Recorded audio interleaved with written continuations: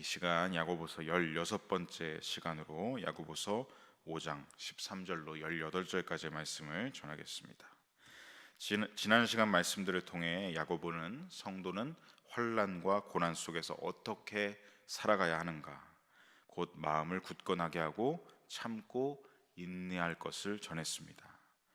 이어지는 오늘 본문에서는 그 인내의 시간들, 그 힘겨운 시간들을 그냥 지내는 것이 아니라 기도로 지내야 한다. 기도로 지낼 것을 권면해주고 있습니다.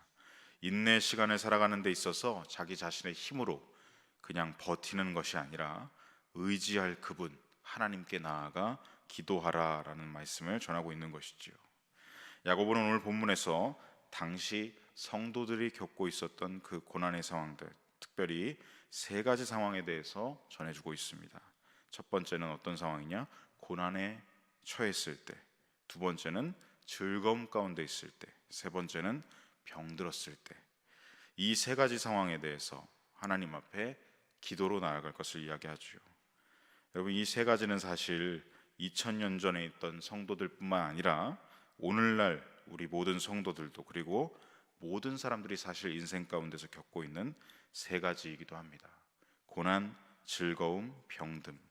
먼저 첫 번째 상황, 고난에 대해 살펴보면 야고보는 13절 상반절에서 이렇게 말하고 있습니다. 13절 상반절의 말씀 함께 읽겠습니다. 너희 중에 고난 당하는 자가 있느냐? 그는 기도할 것이요. 아멘. 여기서 먼저 고난 당하는 자를 말하고 있는데, 이 고난, 여기서 말하는 고난은 어떤 고난을 말하고 있는 것일까요?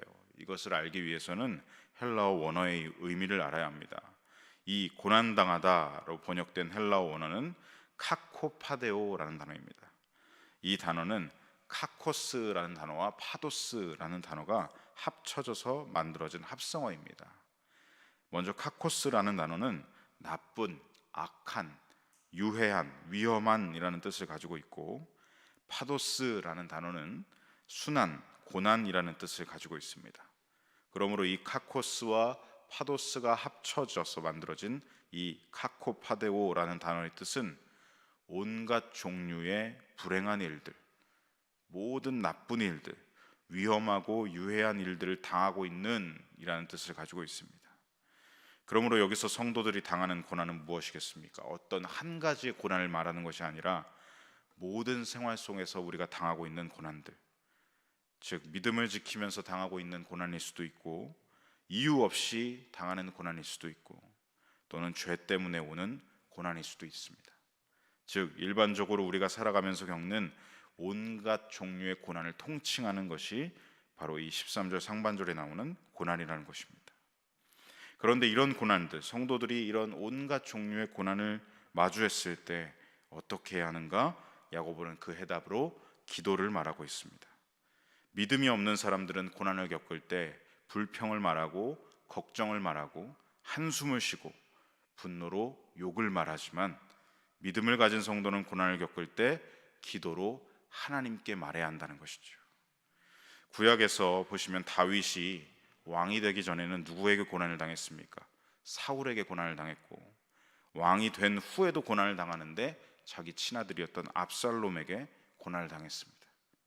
다윗은 그 모든 고난의 현장 속에서 자기가 그 고난을 타개하려고 아등바등 발버둥치기보다 하나님 앞에 자신의 이 모든 상황들을 탄식하면서 고백하고 기도했습니다. 다윗이 기록한 시편을 읽어보시면 아실 수 있듯이 대부분의 내용들이 어떠합니까? 평안할 때 했던 고백들이 아니라 다윗이 고난 가운데 있을 때 했던 고백들이 대부분의 내용들입니다. 다윗은 하나님께 이 고난 속에서 나를 건져주실 것을 요청하는 기도, 이 고난 속에서도 오래 참고 견딜 수 있는 나의 힘이 되시는 주님을 고백하고 노래했던 것이죠. 이것이 여러분 바로 고난을 겪는 성도의 태도의 본입니다. 우리가 고난 중에 있으면서도 대부분 기도하지 않습니다. 그 이유가 있습니다. 고난 중에도 우리가 기도하지 않는 이유는 우리에게 무지와 교만과 부끄러움이 있기 때문입니다. 하나님은 우리가 고난 중에 있을 때 하나님께 기도하길 원하십니다. 사랑하는 내 자녀가 고난 속에서 무너지기만 하는 것이 아니라 아버지께 그 고난을 고백하고 탄원하기를 기대하고 계시지요. 환난 중에 도움 되시는 나의 주 나의 하나님, 당신을 의지하길 원하신다는 것입니다. 그런데 우리는 그런 하나님 아버지의 마음을 모를 때가 많기 때문에 그래서 기도하지 않습니다. 하나님 아버지의 마음을 모르는 우리의 무지함 때문이라는 것이죠. 또한 우리는 고난이 닥치고 사건이 터지면 어떻게 합니까? 우리가 가진 능력으로, 지위로, 재물로, 자원으로 이런 것들을 의지하기에 바쁩니다. 예수님이 계시지 않았던 배에서 풍랑을 만난 제자들이 어떻게 했는지를 보시면 알 수 있습니다. 그들은 배의 키를 잡고 어떻게든 이 풍랑을 헤쳐나가려고 했습니다. 제자들 중에는 뱃사람, 어부들이 많았지요. 그들은 배를 다루는 데는 잔뼈가 굵은 사람들입니다. 그러니 무엇부터 잡는 것입니까? 키부터 잡는 것입니다. 핸들부터 내가 잡는 것이죠. 나의 능력, 나의 경험, 내가 가진 것부터 붙잡는 것입니다. 이 고난을 이겨낼 수 있다라고 생각하기 때문에, 내가 이 고난을 어떻게든 해결해야 한다라고 생각하기 때문에 기도하지 않는 것입니다. 주님을 찾지도 의지하지도 않는 것이죠. 이것이 여러분 바로 우리의 교만함 때문이죠. 또한 우리가 겪는 고난에 대해서 우리는 종종 내 죄와 내 잘못 때문에, 내 실수 때문에 이 고난이 찾아온 것이다 라고 생각하면서 자책감과 후회에 빠져서 헤어나오지 못할 때가 많습니다. 그래서 이 일들을 하나님께 고백하는 것이 부끄러워서 하나님께 한마디도 꺼내지 못할 때가 많다는 것이죠. 바로 우리가 가진 부끄러움이 그 이유인 것입니다. 이렇게 우리는 하나님 아버지의 마음을 모르는 무지함과 내가 해결해야 한다는 교만과 죄책감, 이 부끄러움 때문에 하나님께 기도로 나아가지 못하고 막히고 있는 것입니다. 야고보는 고난 중에도 나의 어떠함 때문에 막혀서 기도하지 않고 기도하지 못하고 있는 성도들에게 이렇게 13절 상반절의 말씀으로 그는 기도할 것이요, 그는 기도할 것이요 라고 전하며 하나님께 기도로 나아가라고 격려를 하고 있는 것입니다. 성도들이 겪는 또 다른 상황은 즐거움입니다. 여러분, 즐거운 일이 있을 때, 즐거울 때 성도는 어떻게 해야 합니까? 13절 하반절을 보시면 야고보는 이렇게 전하고 있습니다. 함께 읽겠습니다. 즐거워하는 자가 있느냐? 그는 찬송할지니라. 아멘. 여러분, 성경에서 하나님을 가장 많이 찬양했던 사람이 있습니다. 누굽니까? 아까도 말씀드렸던 다윗입니다. 다윗은 많은 고난 중에서 하나님께 고백하고 탄원하며 기도했다고 말씀을 드렸는데, 그뿐만이 아니라 그는 또한 하나님을 열렬히 찬양하는 사람이었습니다. 사무엘하 23장 1절에 보시면 다윗은 자신을 이렇게 소개합니다. 이스라엘의 노래 잘하는 자라고 소개를 하고 있습니다. 여러분, 다윗의 인생을 한번 보시면 어려서 목동일 때도 자연 속에서 마음껏 하나님을 묵상하고 노래했습니다. 그러면서 하나님을 노래하고 찬양하는 능력도, 또 깊은 고백으로 개인적인 예배를 드리는 것도 그때 잘 훈련되었을 것입니다. 목동일 때도, 기름 부음을 받았을 때도, 골리앗을 제압했을 때도, 사울에게 쫓길 때도, 왕의 자리에 올라서도, 그리고 밧세바를 범한 죄로 우리아를 죽음으로 내몬 죄를 회개할 때도, 그로 인해서 사랑하는 아이를 잃었을 때도, 아들 압살롬의 반역으로 도망 다니던 때에도, 그렇게 눈물의 골짜기 같은 곳에서는 눈물의 고백으로 하나님께 노래하고, 기쁜 일이 있으면 하나님의 언약궤를 모셔올 때 어떠했습니까? 하나님 앞에 기뻐 춤을 추는데 옷이 계속 들춰질 정도로 방방 뛰면서 하나님을 기뻐하고 하나님을 노래하는 자, 이스라엘의 노래 잘하는 자가 그러했다는 것입니다. 언제 어느 때나 슬플 때나 기쁠 때나 하나님을 노래하고 찬양하는 자가 바로 다윗이었습니다. 여러분, 우리가 사실 즐거울 때는 어떻게 됩니까? 사실 대부분 즐거운 감정에 취하기 마련입니다. 그래서 하나님을 생각하기보다, 찬양과 감사를 드리기보다는 감정의 분위기를 따라서 즐기는 데만 몰두할 때가 더 많지요. 그래서 사실 즐거울 때 오히려 하나님을 잊어버리기가 참 쉽습니다. 여러분, 즐거울 때 어떻게 합니까? 우리는 다윗과 같아야 합니다. 나의 즐거움의 이유도 하나님께 있습니다. 그래서 찬양으로 나의 왕이신 하나님을 즐거워하면서 노래하는 삶, 이것이 성도인 우리가 본받아야 할 진정한 찬양의 삶인 줄로 믿습니다. 성도 여러분, 즐거운 일이 있을 때 마음껏 그리고 마땅히 하나님을 즐거워하시고 찬양하시기를 소망하며 축복합니다. 다음으로 세 번째, 성도들이 겪는 상황은 병듦입니다. 14절에서 야고보는 이렇게 전합니다. 14절 말씀을 함께 읽겠습니다. 너희 중에 병든 자가 있느냐?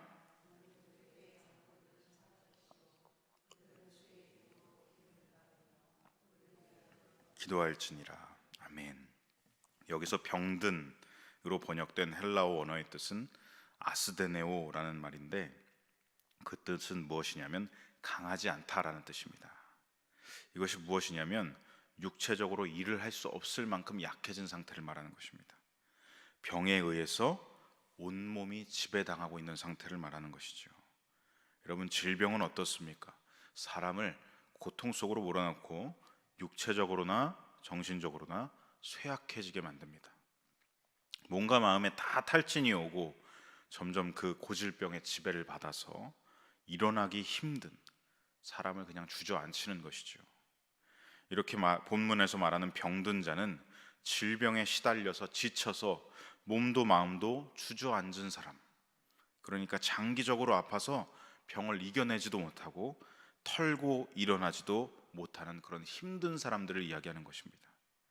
그래서 야고보는 14절 내용처럼 질병에 시달려 지쳐있는 사람에게 교회로 가라 라고 말하는 것이 아니라 누구를 초청하라고요? 교회 장로들을 집으로 초청하라 라고 말하는 것입니다. 왜냐하면 교회에 나갈 힘조차 없는 사람들이기 때문입니다.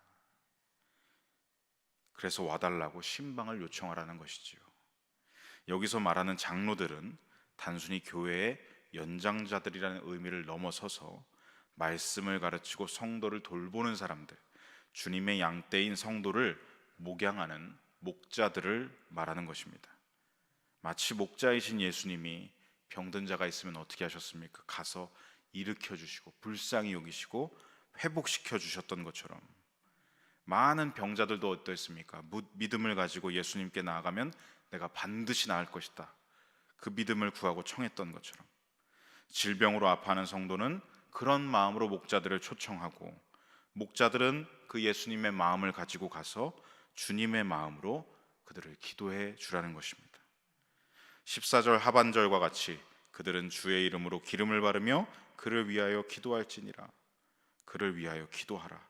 이때 기도는 어떤 기도이겠습니까? 바로 믿음의 기도입니다.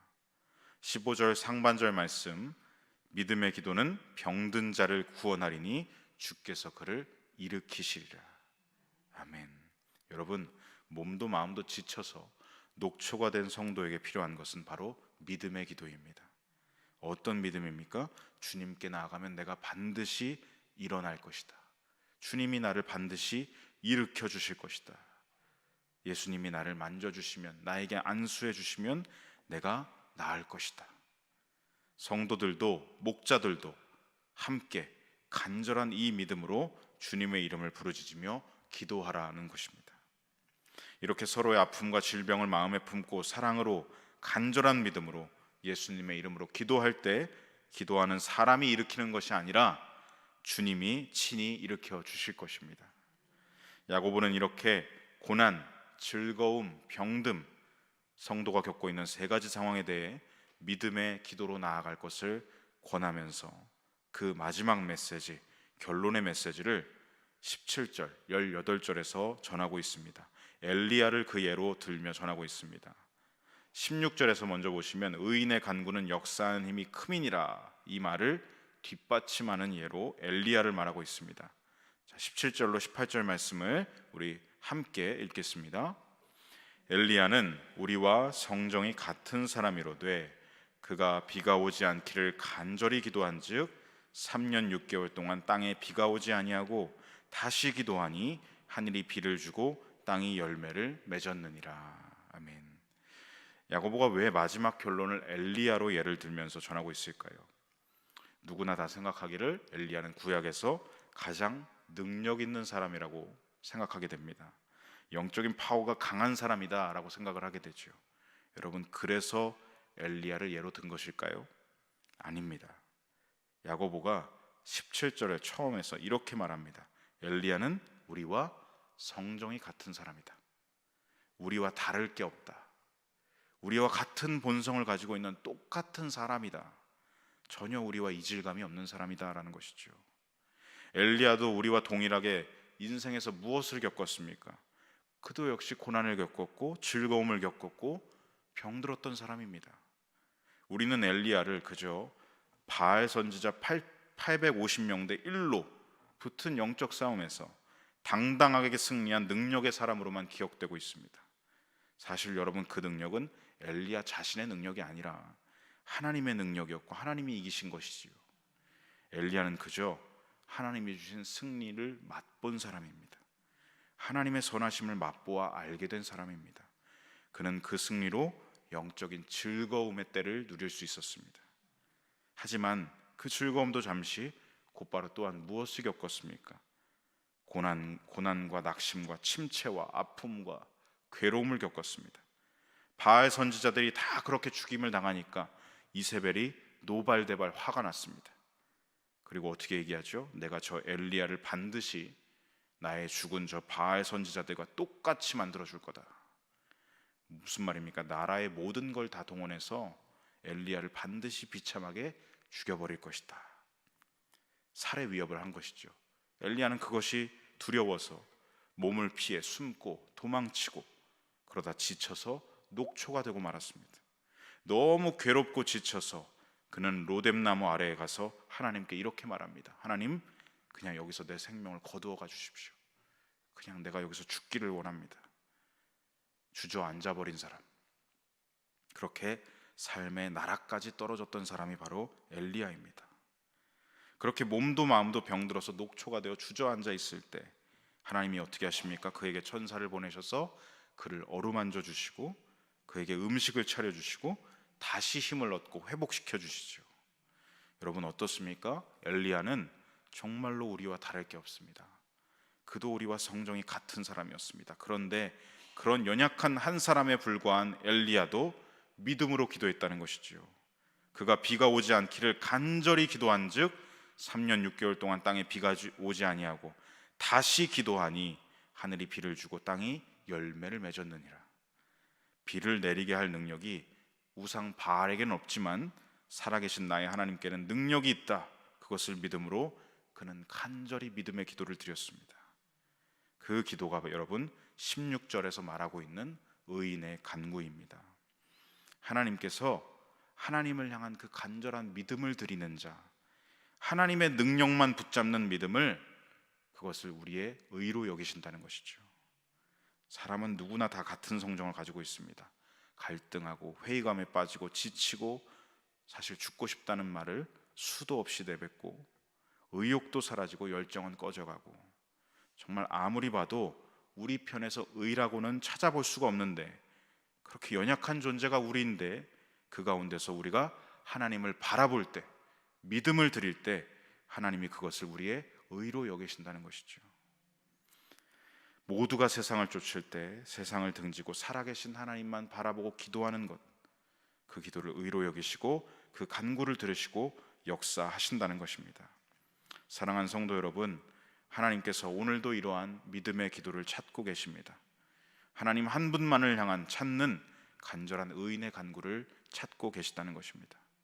무릎을 꿇다라는 의미를 가진 히브리어가 있습니다. 아마 들어보셨을 것입니다. 바라크라는 단어입니다. 이 바라크는 무릎을 꿇다라는 의미를 가지고 있지만 동시에 이러한 의미도 가지고 있습니다. 바로 복이 있다입니다. 이스라엘 사람들은 왕께 나아갈 때와 기도할 때 무릎을 꿇었습니다. 즉 왕이신 나의 하나님 앞에 무릎으로 나아가는 것, 바라크, 나의 왕께 나아가는 기도, 이 자체가 복이라는 것입니다. 무릎을 꿇고 나아가는 기도, 나의 왕께 가까이 나아가 기대는 기도, 이 자체가 복이라는 것이죠. 그러므로 사랑하는 성도 여러분, 고난 가운데일수록, 즐거울수록, 병들어 지쳐 있을수록 여러분 그것들에 막히지 마시고 기도의 자리에 더 나아가시고, 내가 있는 그 자리에서 가정에서든 회사에서든 침상에서든 모든 일상 속에서 더욱 왕이신 하나님의 이름을 붙잡고 바라크, 기도로 나아가시기 바랍니다.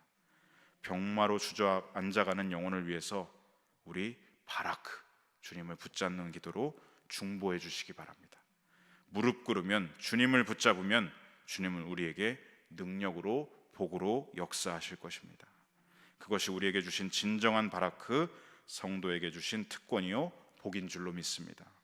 바라기는 오늘도 믿음의 기도로 그 복된 자리로 나아가시는 저와 여러분 되시기를 간절히 소망하고 축복합니다. 아멘. 기도하겠습니다.